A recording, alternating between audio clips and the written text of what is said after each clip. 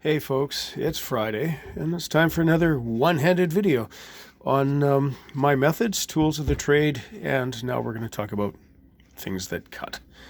I have probably wrong. I certainly have more scissors than I need, but I'll explain why. The first set I've got are a little set of Stork Scissors, embroidery scissors. I'm pretty sure I bought these at Lee Valley Tools. Now, my vast meaty fingers, I don't hold them in the accepted way. I hold them like so. And these I strictly use for cutting off threads and stray yarns they're poking out. I don't use them for anything else. I have a medium size, sort of another bird motif there. I'm trying to stop the light blinding us there, but also I think bought at Lee Valley. This set I use for small incisions. Pretty much the only time I use these things is when I'm cutting the buttonhole in the lining. That's about the only thing. Now, these ones, I unfortunately dropped these a while ago, and they were a little bit out of whack as a result. So I think I'm just going to have to take these apart, sharpen them, and reassemble them to see if I can make them work again, because in their absence I have to use a larger pair of scissors, and when you're cutting the lining like this, it can be easy to make a mistake. Now, these are Italian tailor shears, or 9-inch shears, probably also bought at Lee Valley, but I don't see them in their catalog anymore, although many good dressmaker supply seems to have these things. Now, I'm a lefty, and I've spent my whole life using right-handed scissors, so I'm used to it. But a while ago, I treated myself on following the example set by my apprentice, and I ordered a set of shears. They're about the same. They're about 11 inches, I guess, made by William Whitney in England, and these things are the bomb. These are so wonderful to cut with, and for the first time in my life, an actual pair of functioning left-handed scissors. Because when I was a kid, in kindergarten and grade school, the teaching system had become a little bit more enlightened, and they didn't actually strap you across the hand with a ruler for being left-handed.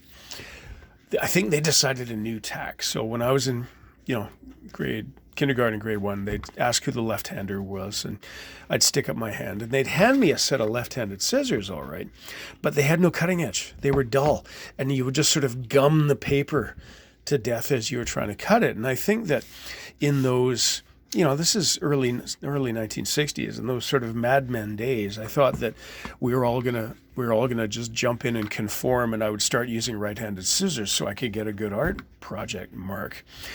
No, didn't happen. They taught me how to lie. Ever after they'd say who's left-handed, I would just keep my hand down, get a set of right-handed scissors, and just hold them in my left hand. But these things are awesome.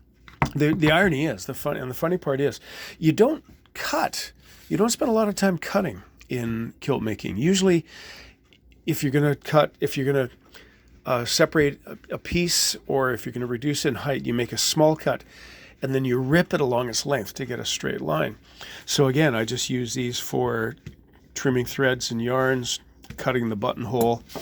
And the only other thing really for these larger shears is cutting the fish out of the back when we're reducing the thickness across the fell.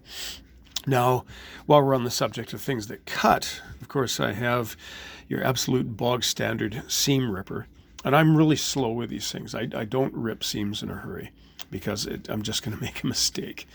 And one last thing, and I'll have to demonstrate how to use this when I've actually got a camera person holding the camera, because I can't demonstrate it one-handed. But this is a little purpose-built knife that my old business partner made me out of, I think that's Damascus steel, and a piece of ebony with a radius blade. And I use this for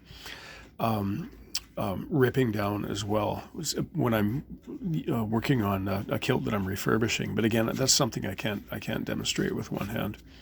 So there we are with the cutting items. Now, if I've got 4 of them here, if I could do without these two, but I really, really, really appreciate these. I mean, a bad workman blames his tools, but if you've got good tools, you can't blame your tools. And working with good tools, it's just so much more satisfying. And frankly, they just do a better job than lousy tools. So there we go. I'll post I'll spend some time rooting around on the internet, see if I can find sources for these things. I definitely can post a link for these and possibly these as well. But there we are, episode 3 of Tools of the Trade, Things That Cut. Thank you and have a good weekend.